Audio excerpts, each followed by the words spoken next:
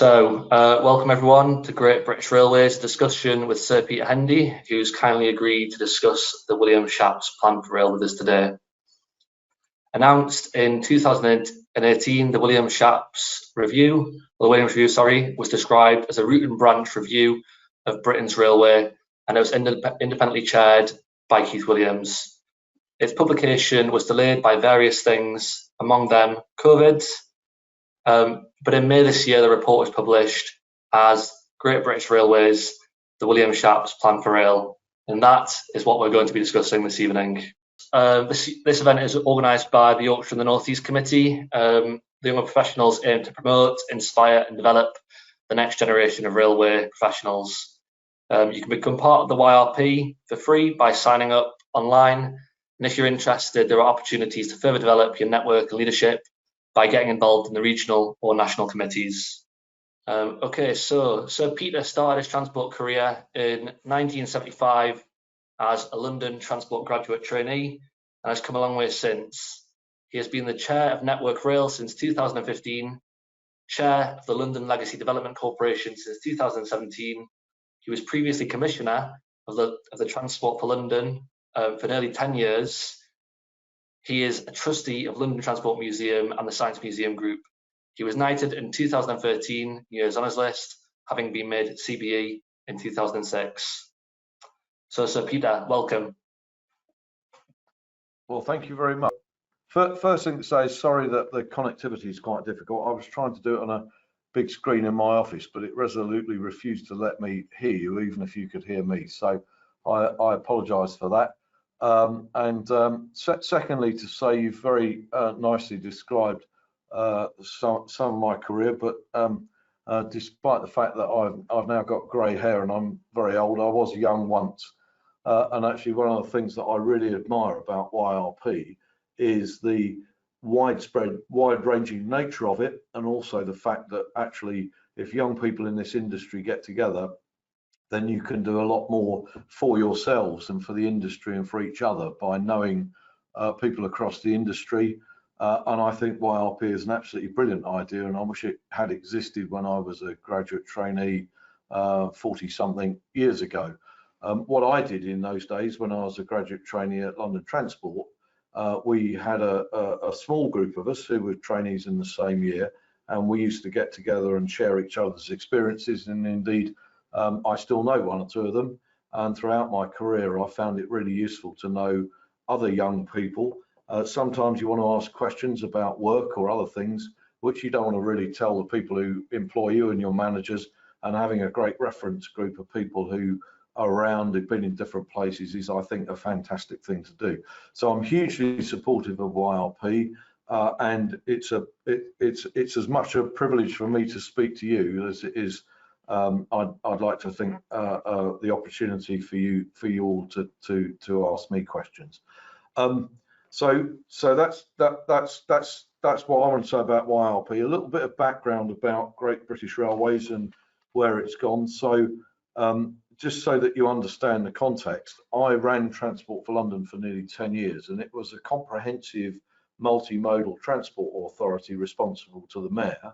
And there's a lot in the way in which TfL worked that I think is relevant to Great British Railways.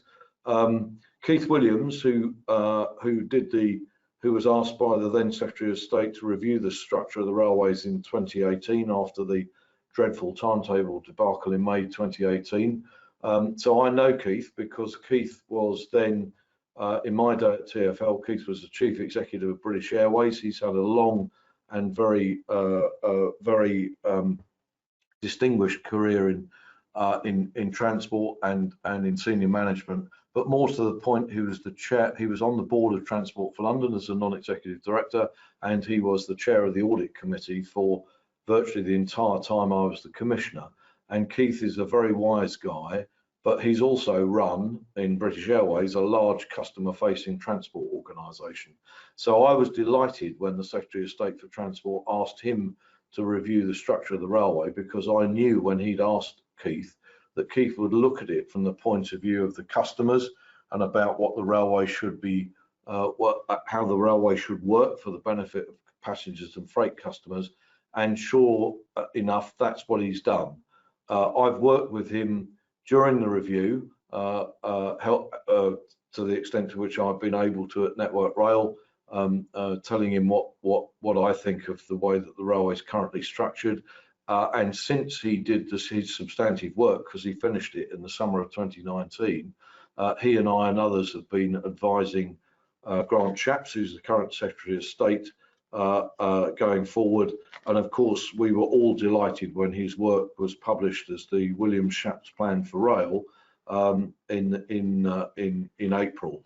And now, of course, Andrew Haines at Network Rail has been asked by the Secretary of State to start the transition process to GBR. Andrew works for me because I'm the chair and he's the chief executive, and Keith is still involved, which is really important for us and very good for the industry. So that's a very brief introduction, and I'm now, ask me some questions. Thank you very much, Peter. We've got some really good questions sent in from the audience, so if you're okay with it, we'll get through as many as we can. Yeah, absolutely. So just a few to sort of set the scene, I guess, although you already have set the scene to a certain extent.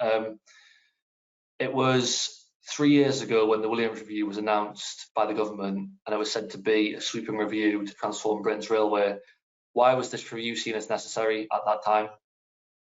So, well, what happened in May 2018 was that in two significant parts of the country, the railway failed to be able to deliver the timetable it had promised its passengers.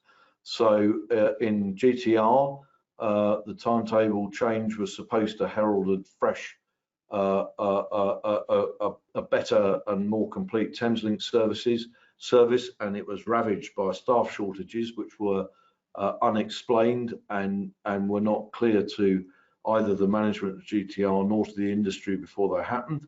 And in the north of England, Network Rail had failed to deliver a significant infrastructure project northwest of Manchester, which meant that neither the rolling stock nor the staff training could be completed, and the consequence was a horrifically poor performance for the timetable, disruption to literally hundreds of thousands of people's journeys, but more importantly, nobody in the industry could really be held accountable, because it was nobody's job to knit those things together to say, well, we should do something different. And what happened as a consequence was the Secretary of State, then Chris Grayling, found himself being responsible for the performance of the railway. And I think reasonably for a politician, he said, why am I responsible? Why isn't somebody in charge of this? And that's when he said to Keith, I'd like you to review Britain's railway. And what Keith discovered is by and large, in my words and not his, that the railway has become so complex and so contractual between so many parties that the interests of the passengers and freight had been subsumed in a whole raft of contractual relationships. And in May 2018, it transpired that they couldn't come together to deliver the service that the passengers expected. And that's the origin of the Williams Review. Thanks, Peter. From leading on from that, since privatisation, there has been several reviews of British railways, including the reviews that you have led. Why is this review going to be different? In other words, why can we call Great British Railways great? So I think the answer to that is, this is what, I mean, it is called the Shapps Williams, it was called the Williams Review. It's now called the Williams-Shapps Plan for Rail. And the additional name of Shapps is really important because Grant Shapps is the Secretary of State for Transport. He's decided to put his name to this, to what Keith has done in and rename it a plan, because he is determined to put it into effect. And I'm one of many people who's written a review into aspects of Britain's railways, but none of them were asked to review the thing in totality until Keith came along. So it is different. I think one of the things that's characterized a lot of these reviews is that they've been very partial. They've looked at different aspects. I was asked in 2015 to review the enhancement programme for control period 5, for example.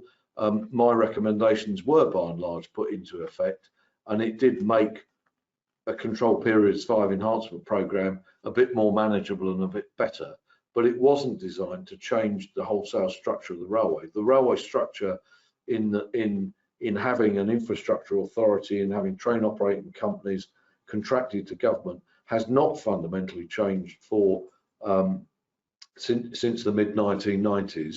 And I think the difference with what Keith's done is that it's now called a plan. The government has announced its intention of bringing legislation, which it needs to set up Great British Railways, and that is an entirely different prospect from being asked to modify parts of the whole rather than the whole itself. Thanks, Peter. So I guess the answer is, in terms of the extent of the review, it was more wide-ranging than the reviews that come before it. With the publication of the reports, and this will sort of help people bear this in mind as we go through the further questions, what does the rail industry need to do so that we can do a better job for our customers? Well, I think there are several answers to that. The first thing is that we all need to do our daily jobs as well as we can for the benefit of passengers, and that's easy to say, and I'm sure what will come up in the discussion this evening is some uncertainty from many people about what this means for them in particular. But I'll say as an opener that I think one of the incredible things about the railway industry as it currently is structured, and particularly in respect of your members as YRP members, as young people, is that there are very few places left in the British economy where you can say with some certainty that if you start a career on the railway, you can finish it in railway employment. Not necessarily with the same employer, not necessarily doing the same job, but the prospects for the railway have never been better than they are now. So I would say that one of the things is to discount the present uncertainty about what this means for individual people in individual jobs, and reflect on the fact that this is a plan to put the railway in a better place to serve customers and freight, to serve the economy, to create economic growth, to create jobs, to build houses, to aid social cohesion, to engage in the sustainability aims of government. And I think that the result of Williams will be a fair amount of change for individuals and individual jobs, but on the whole, an industry that is much more capable of addressing the audience that the industry needs to do to survive. And I think that we need to adapt and change.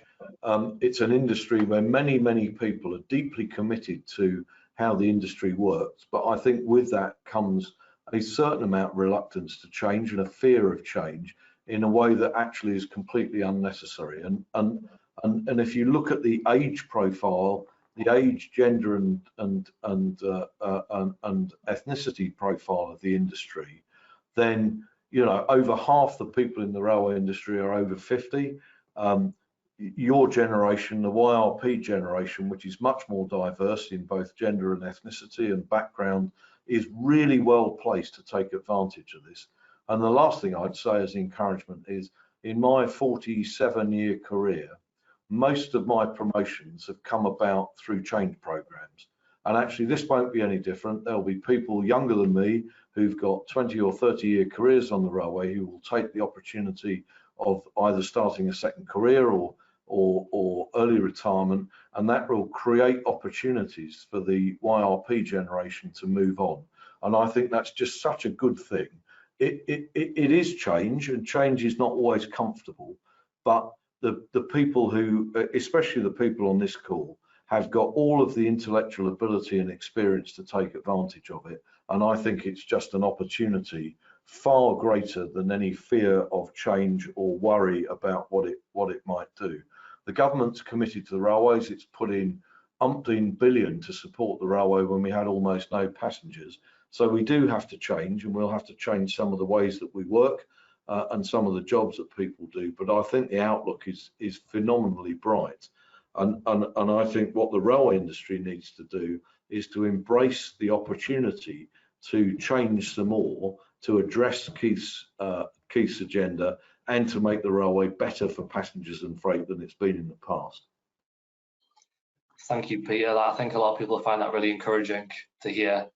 So how do you envisage reshaping cultures and behaviours that are deeply embedded in the industry to achieve the white paper outcomes? So that's along the lines of what I was saying earlier, which is that it is quite, the industry is a very long-standing embedded. I think that the result of COVID is a moment of change because we have to change. The Treasury's put, 12 or 13 billion pounds into the industry in the last 15 months, and the consequence of that is that the government want to see some change, and I think that actually that's why I say it's incumbent on all of us actually, which is that there will be colleagues of yours and people more like my age than some of your ages who will be reluctant to either want to or understand that change is necessary. But I think that demands leadership, and it demands the leadership of young people, and actually I think that that's an opportunity for people of your age to actually make a real difference, and it's always going to be difficult. It's never easy to make big changes, but it is going to be worth doing, and I think the same applies to managers. Some of you will already be managers, and it's incumbent on managers to actually understand what the nature of the changes are, reading the white paper and so forth, and actually make an impact on the people they manage, to persuade them that not only is change necessary, but it's actually vital for the future of the railway. The last question was integration in the report is a key theme. What can we do to ensure that things are joined up between these regions? So that is right, that integration is a key theme, and the reason for integration being a key theme is that one of Keith's conclusions was that the way the many contracts for services have worked on the railway has been very largely to wind up with a complex contractual environment in which the passengers' interests were not primarily what people were trying to serve. And I think Keith is right in saying that actually if you look at this afresh and say what do passengers want from the railway, and you align the contracts that have both the contracts from private sector organisations and the activities of people like Network Rail towards the objectives that passengers really want the railway to deliver, it will be much better. He rightly, I think, concludes that GBR has to be run on a regional basis. The Great Britain is so big that no organisation based in this head office in Waterloo, where I am, or anywhere else in the country, could possibly understand the needs of passengers from Penzance to Aberystwyth to Manchester and Liverpool to parts of Scotland. So we need a regional perspective, and what we need at regional level is people who will wake up in the morning owning the contract that you've got with passengers to deliver them a good service. And I referred to at the beginning to my experience running Transport for London, and I think at TfL, in a varied multimodal environment, we did understand that. We went through, some of you will recall, the public-private partnership, which was the way in which government wanted to get the private sector into the infrastructure of the underground. And whilst that did some things which were good, some of the things it did were completely counterintuitive. And for example, the daily meeting at 8 o'clock in the morning to discuss yesterday's delays turned into primarily a meeting to allocate contractual blame and damages to various parties. That isn't what passengers want. What passengers want is that yesterday's delays are worked on today so that they don't occur tomorrow. And that's what Keith means by integration. And I think you do have to do it on a regional basis, because it's implausible that Andrew Haynes or whoever else is in charge of it and the people in this office can properly do that in Manchester, Liverpool, Glasgow, Edinburgh, Plymouth and Cardiff. I think you need it done on a regional basis. But what we most need is the different parts of the industry, the operating companies, the infrastructure providers, the rolling stock companies, to all have the common objective of making the railway run better for passengers and freight. Thank you very much, Peter. We'll move on to some specific questions around certain aspects of what GBR might be able to deliver for its users. First one of those, disabled people have been campaigning for equal access for years. Do you think this will finally become a priority under GBR?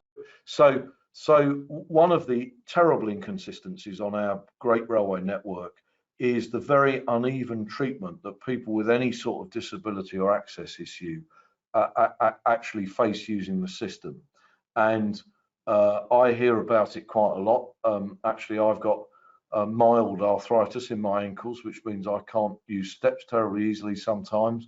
So I'm not badly affected. But if you're a wheelchair user, or you've got any sort of physical disability or a deafness or sight issues, one of the things that people find very disconcerting on our great railway network is the different treatment by different train companies and by Network Rail of how we expect you to behave. So one of my great friends is Tanny Gray-Thompson, who's the Paralympic athlete.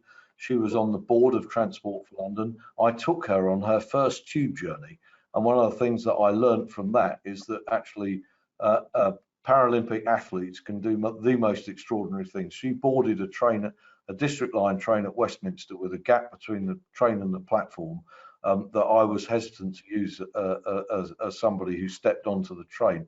So what I learned is that she, as somebody in a wheelchair, could use our system, but what they needed was consistent information and consistent treatment across the network.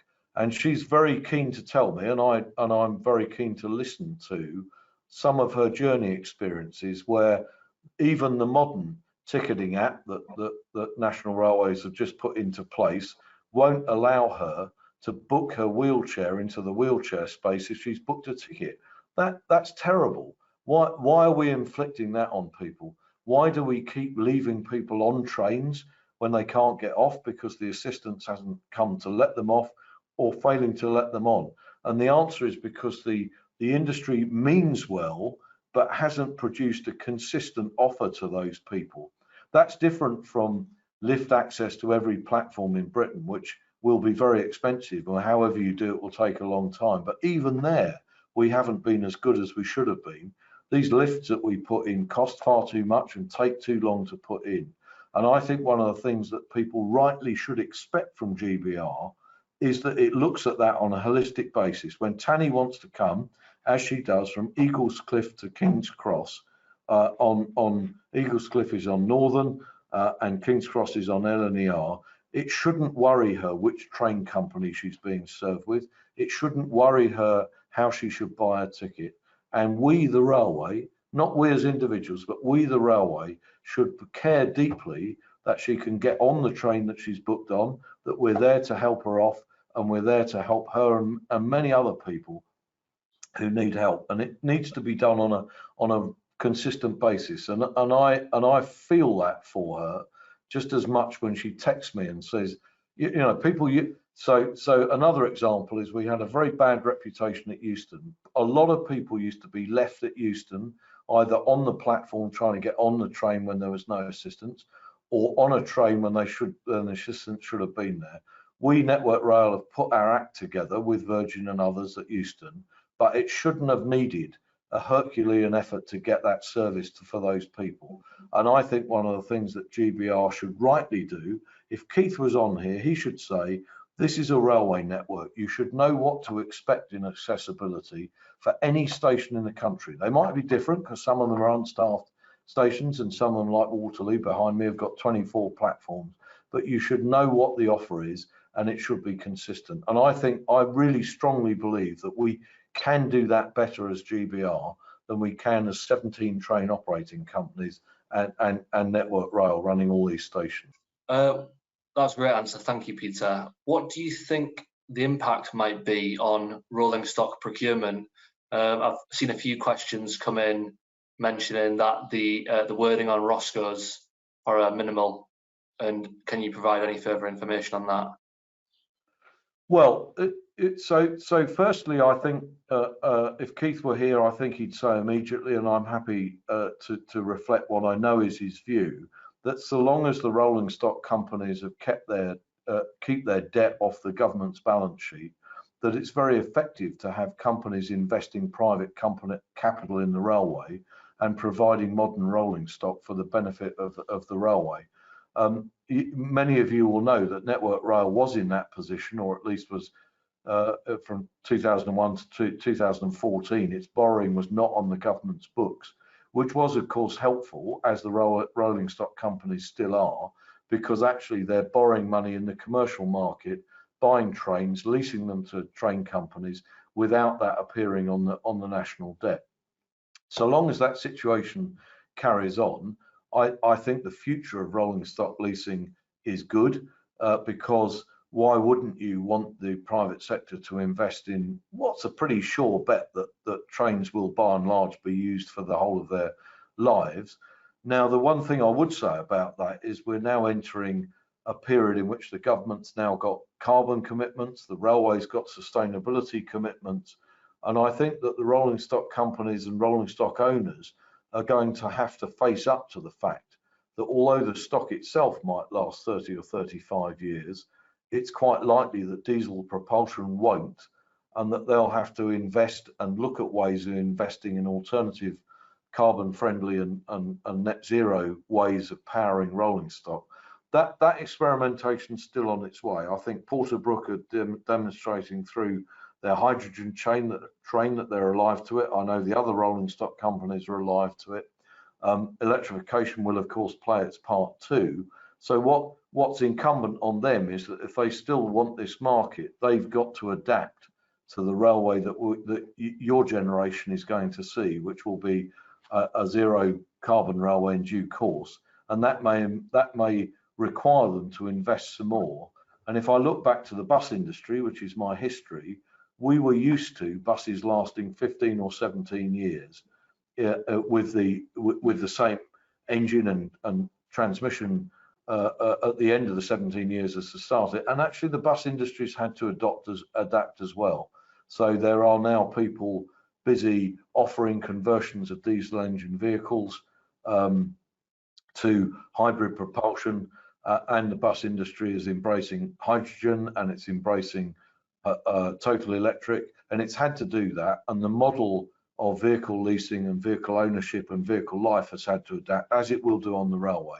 But I still think even there that's an opportunity, not detrimental. And if you look at freight, I was talking to my old friend John Smith from GB Rail Freight last Saturday, and I was saying to him the chances of his Class 66s lasting 30 years consuming red diesel are very small. But I think it's incumbent on him and the manufacturing industry and the rolling stock industry to find ways of repowering those locomotives in a zero carbon or carbon friendly way, and I think they'll do it. I was saying to him that if you look at deep sea shipping, for example, what you see in deep sea shipping is that deep sea shipping is starting to embrace hydrogen propulsion. It's not hydrogen, ammonia propulsion, which is a freely available substance made quite near ports on a worldwide basis. Ammonia can be adapted to be made using green credentials, and I've been to a demonstration in Harwell of how you might power what looks suspiciously like an internal combustion engine, but largely with ammonia. So I think that technological change is very exciting. Some of your members will have the engineering and technical knowledge to be part of that change, and I'm very confident that the railway industry can embrace it. And indeed, if you look at rail freight, if you look at powering a 2,000-ton freight train, even if you needed a wagon behind the engine, behind the locomotive, to contain both, let's say, ammonia or hydrogen and a power plant, you'll still have plenty of capacity on that train to pull an appreciable amount of freight. Road freight is much harder. A 32 or 36 or 40-ton lorry can't have much of its payload as hydrogen or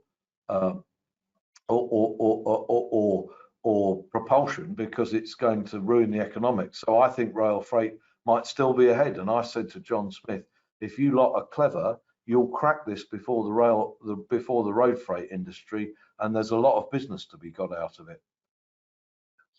Absolutely. Thank you, Peter. That was a really interesting answer. And on the sort of subject, I guess, of private and public, there's a question we have, which is, do you see public ownership of TOCs becoming a possibility as a result of the plan for rail? Well, the truth is, it's already there. You know, Northern and LNE are public sector train operating companies.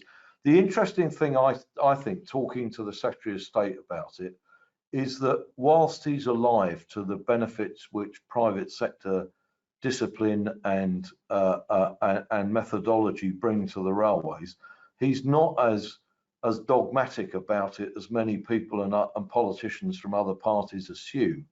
Now, I think that's a good thing, because, again, if you look back to my Transport for London experience, when I took up that job in 2006, I used to quite regularly get asked in the London Assembly whether it was right that we ran the tube directly, whether or not the PPP was the right way of doing tube maintenance. On the other hand, whether the private sector should run bus services or shouldn't. And I used to say, well, I had a mixed economy, and one of the things I'm most pleased about my time at TfL is that what I think happened is that if we made it run properly, not perfectly, TfL's never perfect every day, it's always got something wrong. The railway starts with things wrong with it in the morning, and you know, we don't always give people the service they deserve. But if you can do reasonably well, by the end of my time at TfL, nobody had asked me for a long time why the public sector ran the tube, why the private sector ran the overground, why taxis were licensed and weren't controlled in a different way of regulation. They didn't ask me why the bus service, they're all painted red, but they're run by different people, because actually Londoners didn't care. What they cared about was getting a consistent level of service that ran reasonably well. And my hope with the railways, with GBR, is that people will stop asking. You know, the Labour Party say, well, it should be public ownership. The trade unions say it should be public ownership. There are other voices saying there should be more private sector involvement. I'm in favour of private sector involvement when it brings investment to the railway that otherwise would be scarce and difficult to get out of a government. I don't really care, and I didn't care at TfL who owned the damn thing. What I cared was that it ran properly. And I hope that some of you can see, from my point of view, that I thought that was the right question. If the methodology that we had to run the service wasn't right, then you should change it. If it was right, then you should just make it work better. And I think the railway's in the position where, you know, many of the people I know are in the private sector. I was in the private sector myself for a bit. Some of my ex-TfL colleagues are now in the private sector. I've got good friends who've been in the private, you know, Richard George and Robin Gisby, who run the directly operated railways, are now in the curious position of being employed by the government to run train companies where most of the management have come from the private sector. Does it matter? It doesn't matter. What matters is that the public get the service they deserve to have. And then John Smith says to me, well, are you gonna, you know, what's going to happen to the freight industry? And I think my answer to that, as much as I can say it on behalf of the Secretary of State and Keith Williams, is I don't think it matters. I think what matters is that the freight service sector does well and is able to offer a good service. And I really do think, I'm not completely agnostic. I've got some of my own views. I don't think that it's right that people make super profits out of public sector performance. I think the profit margin should be related to the risk. I used to have some pretty hard arguments with the bus operators in London about what margin they could expect on contracts that were pretty certain. And one of the things I did over a period of time, because I was able to, was to expand the market at the time when their margin was decreasing, so that actually they, very largely, if they perform well, they made the same amount of margin on a bigger turnover. But that's business, you know. They're in business to make a profit. And the other thing, the last thing I'll say, because I know I'm going on a bit, is if you do employ the private sector, they must make some money. You can't expect to get the right outcomes if they're not making any money. And one of the things I did with the bus service in London was to stop people bidding at below a margin so slim that they couldn't really make any money, because the result of that was inevitably a bad service for passengers. And I do think if we employ the private sector, you should allow them to make some money on the contracts you give them.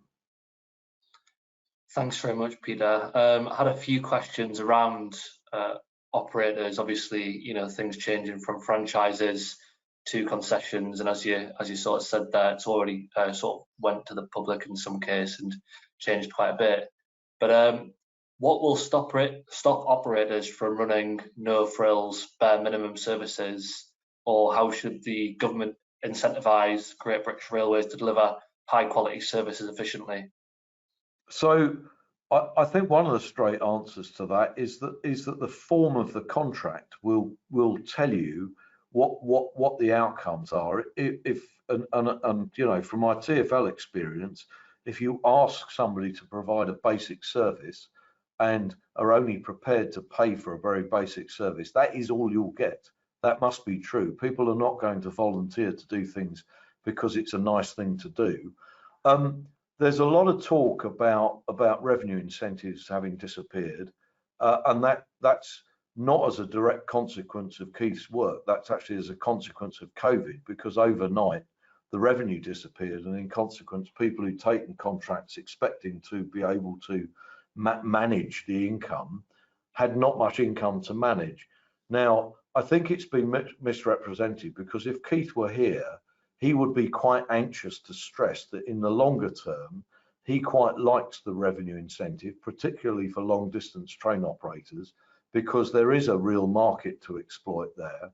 What he says to me, and what I think he means, and what I think he's written, is that in the short term, it's clearly not possible. Nobody in today's market, if you are asked to bid for a contract where you take revenue risk on rail operations at the moment, you would be so cautious as to how the market was going to come back following COVID that you would be pricing a huge amount of risk in, which the public sector, I don't think, could buy, and I'm not sure that anybody would bid.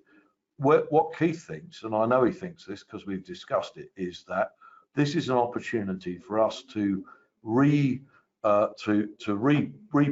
the expected level of customer service, to rebase the fares and ticketing system, so that it embraces modern technology, contactless bank cards, you know, the things that you're used to in Oyster in London.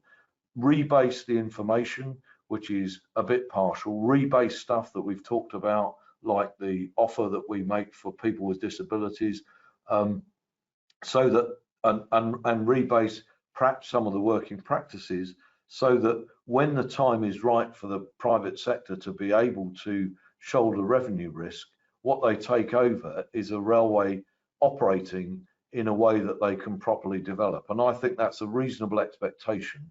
And whether I'm there or not, because I'm quite an old man now, but I think in due course, following COVID and as the market stabilizes and we see what the new market looks like following COVID, I think there's a real opportunity to go back to revenue risk.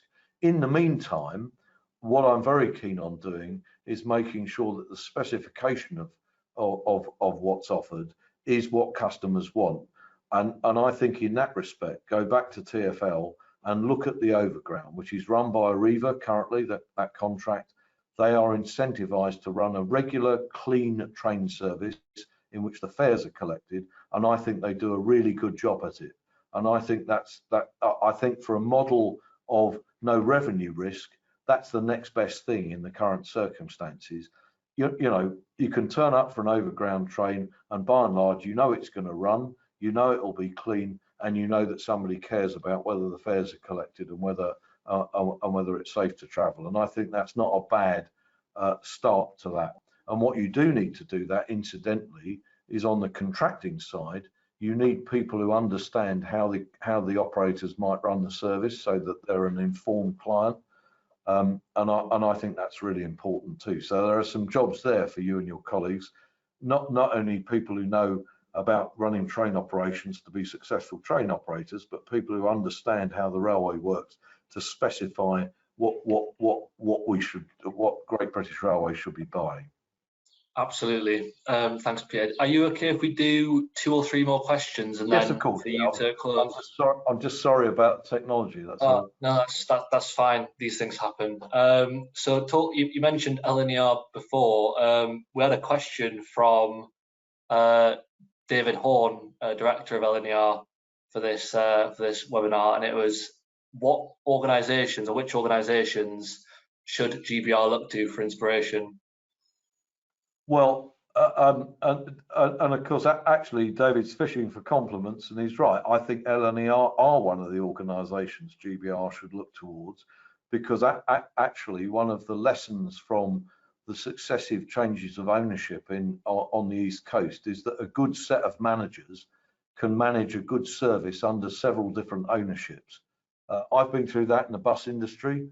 I think one of the things that is great about professional organisations and professional managers is that they can do a good job for whoever the current owner is, and LNER is a really good example of people who seamlessly transferred from private sector ownership and are still doing a good job and look to continue to do it. If I'm honest, I think TfL is not a bad model most of the time. It's currently pretty short of money because the mayor doesn't like the prime minister and vice versa, but it's still a good model of how you might define the offer that you make to your customers and deliver it consistently. And Andy Byford's a pretty good role model for railway managers. He's done it around the globe. I never managed to do that. Mike Brown in his time was equally good. I think there are elements of what you can see in Scotland and Wales which are highly desirable. The Scots have got a good long-term transport strategy, as TfL's got, and that's one that we hope to have for GBR. I think there are parts of Network Rail which are pretty good. I think there are a lot of good people in Network Rail and elsewhere in the railway industry doing their best, but I don't think Network Rail itself is a particularly good organisation to emulate, because it's only recently embraced regionalisation. Where else would I look? I think there are elements of what RDG have done which are brilliant. I think the rolling stock companies have transformed at their best the rolling stock on the railway. I think some of the private sector in engineering and technology have made some huge leaps in terms of technical progress. And really, there's a lot of good in this industry. That's why I don't quite like the characterization of politicians into either public sector bad and private sector good, or vice versa. And David can tell you himself, because I've been there as well. You know, I'm sure there are people who approach him and say, oh, well, he must be a dull bureaucrat because he's working in the public sector, but he's doing the same job as he did when the franchise was owned by Stagecoach and Virgin, and he's doing an equally good job. So that sort of tells you something about, actually not about the organisations, but about the durability of good people. Thanks very much, Peter. I'm going to be really cheeky and so ask 3 more questions. I said okay. So with the skill shortage we have at the moment, how is it possible to cut staffing levels, especially with regards to the engineering and maintenance type specialities within the business? So being blunt, there are clearly skill shortages, and in addition, I said before, there's also a preponderance of white men over 50 in the railway, which needs all our attention. I'm not in favour of savage job reductions for the sake of it. I think that it's really important that people have fulfilling work. But on the other hand, you can't employ people to do jobs that don't need to be done. And I went through the pain of ticket office closures in London Underground, but they were justified not only because we weren't selling many tickets, but because what customers wanted was a visible presence of people on the stations to help them, rather than somebody behind bulletproof glass. In terms of technology and maintenance, well, you know, let's be honest, modern technology can survey the condition of the track and structures from a moving train rather better and rather quicker with rather less people than somebody walking up and down the line and looking at it and putting themselves at some risk in doing so. You know, being blunt about it, equally being blunt, it's not always the case that we're paying for a full working week of work for people who probably ought to be paid more, but might reasonably be expected to do 35 hours. And I'm a veteran of that in the bus industry, because we had a standard working week of latterly of 38 and then 40 hours, but we were rostering far less than that. And I unashamedly put it up in the companies that I ran on the basis that that was the only way that we would really get earnings up. And I think there are parts of the railway where that's true. And I think that, and I also think that if people examine their souls carefully, there are people doing things that simply don't need to be done in the way that we're doing them, all of which is not the fault of the people doing it. It's a reason why you should employ really competent managers who understand the work that they're managing. You know, I have a series of graduates who go through my office here. I don't know whether they all enjoy the experience of working for a crusty old man like me, but one of the things I encourage them to do at the end of it is to get out and understand how the railway works. Because when you know, firstly, you need to understand the motivation of people who do some quite difficult jobs, very often not a great deal of money. And then you need to be able to have the dialogue with them about whether everything they're doing is right, and whether it couldn't be done better, and whether they wouldn't enjoy it more if it was done differently and better. And in the end, in management terms, whether you couldn't give them a more fulfilling job.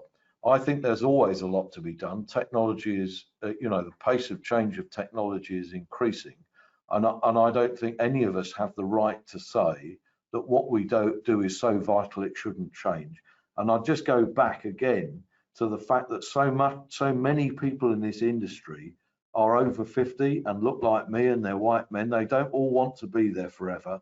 And that's the opportunity for a new generation of people, both managers and people who's starting in what might be regarded as very humble jobs, to move through.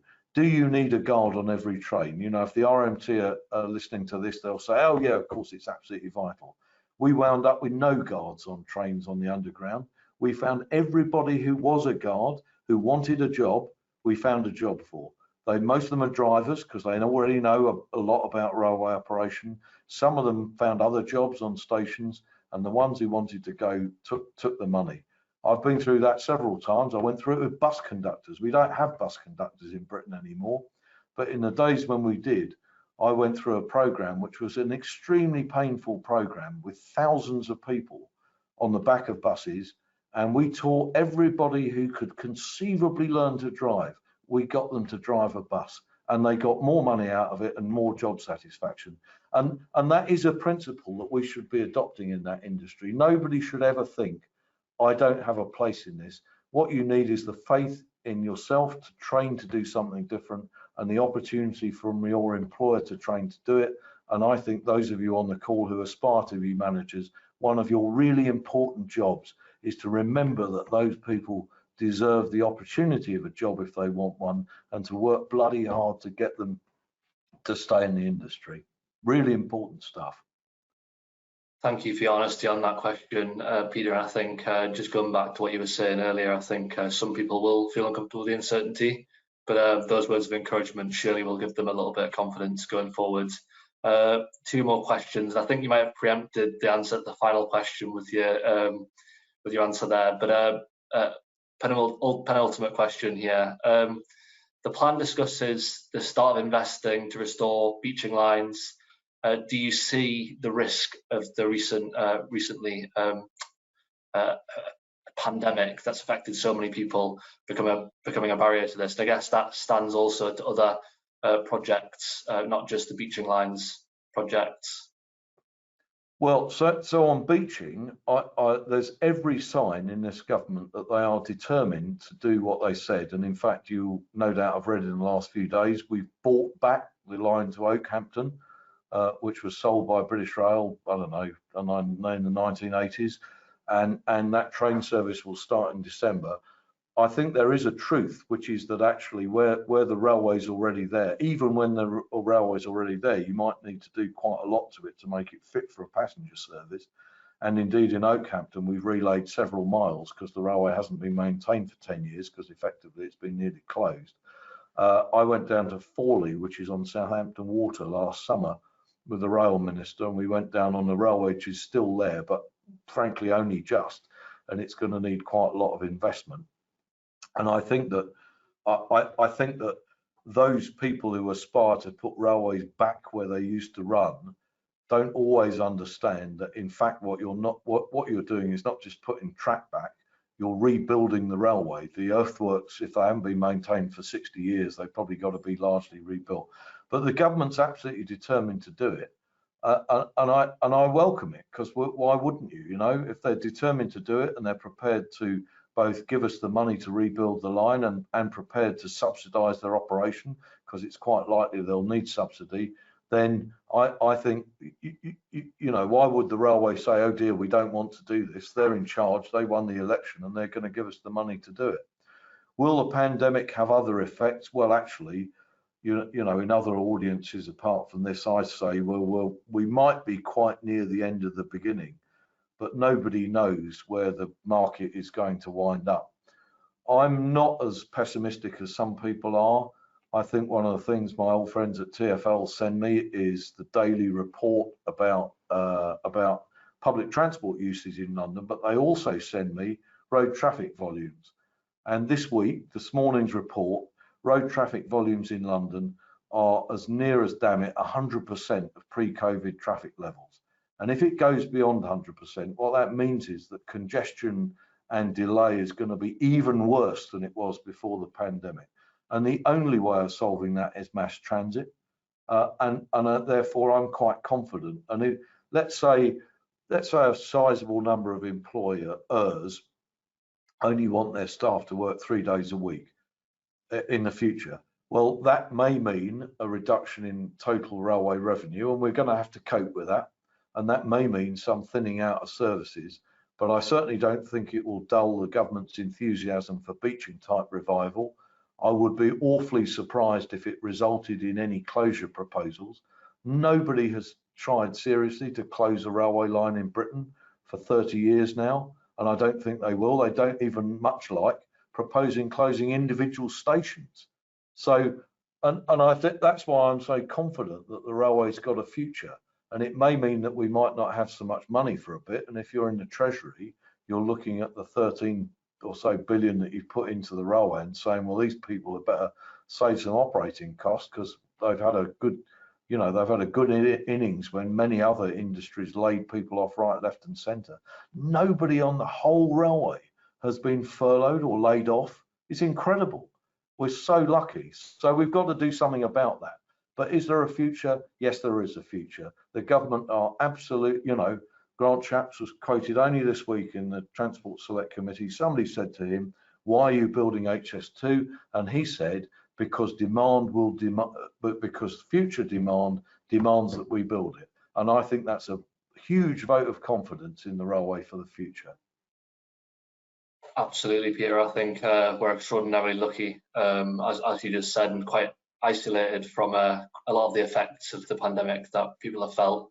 So yeah, 100%. And final question on the theme of the young rail professionals, and if you wouldn't mind, Peter, following the question, a few words to sort of summarise what you've thought of the questions and what you think of GBR and the plan for rail, and then I'll close the event. Is that okay? Yeah, absolutely. Brilliant. So my final question, and you have in parts answered this, but where can young, diverse people make the biggest contribution to the new GBR structure?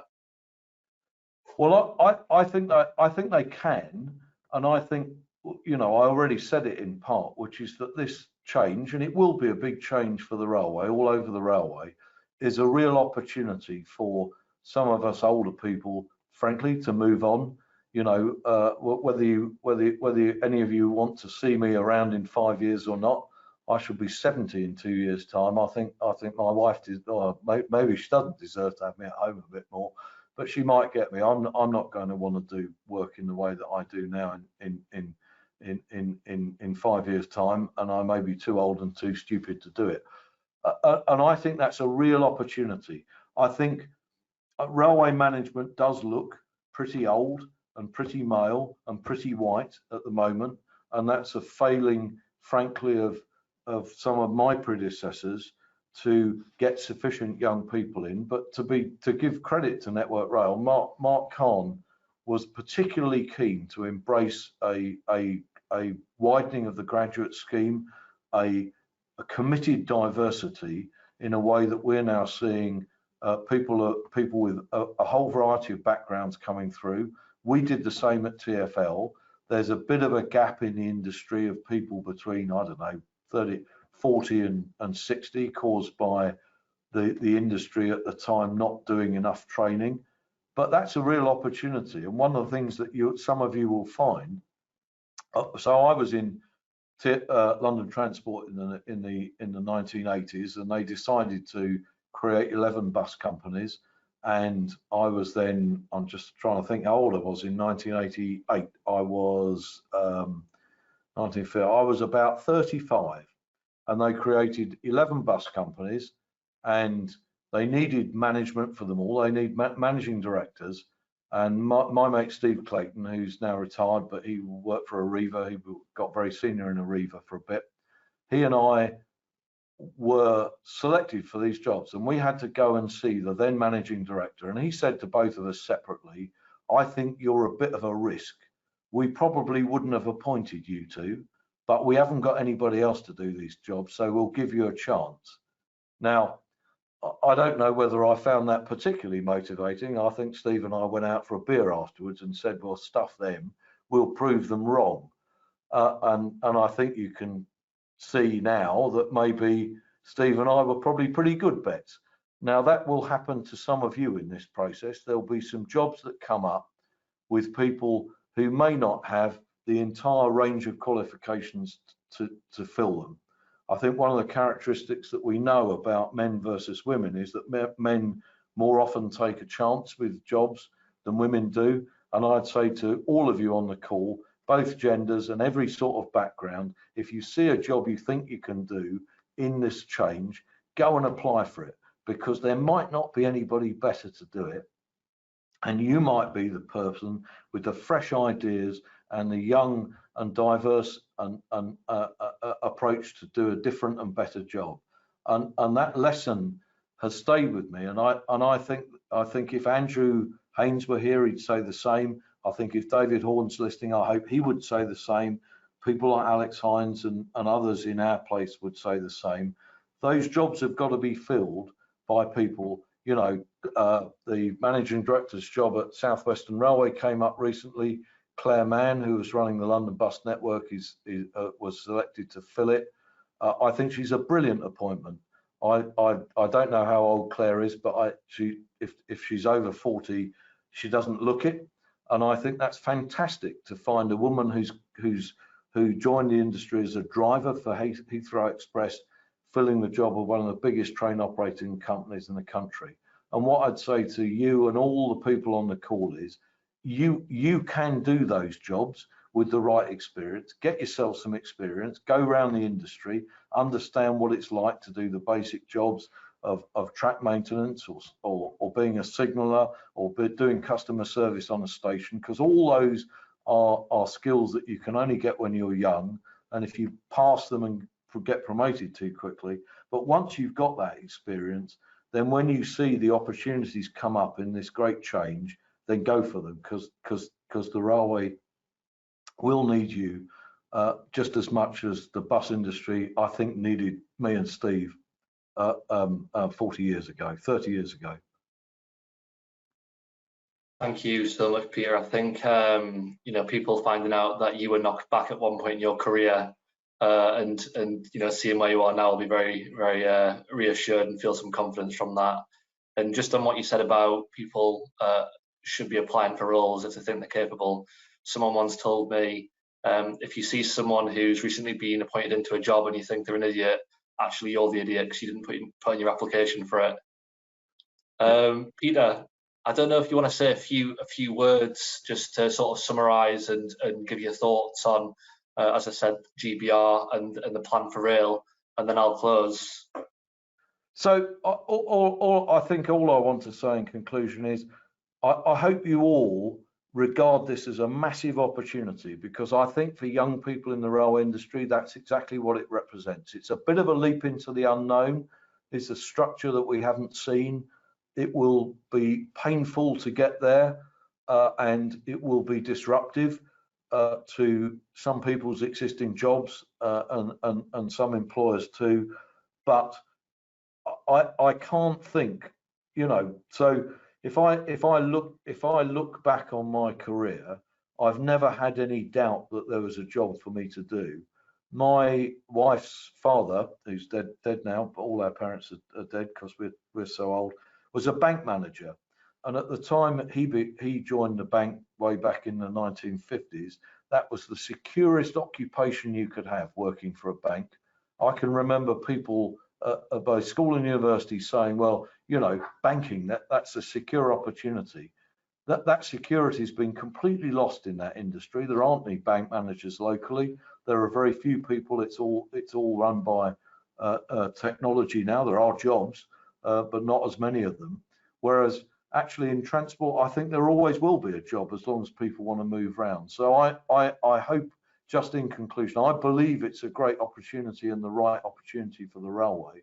But I'm much more fervently believe that for people of your generation, this might be just the opportunity they're waiting for, to either step on the management ladder or get up the management ladder, providing you've got the experience to do it. And I really hope that everybody coming off this call will see this as a great opportunity for them and not something to really worry about.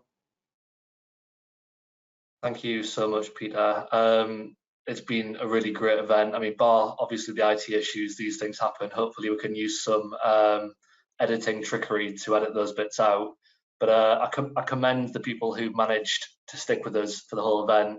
And I'm really hoping that we can do another event at some point in the future, Peter. It's been great. Thank you very much. I'd also just like to thank our corporate sponsors.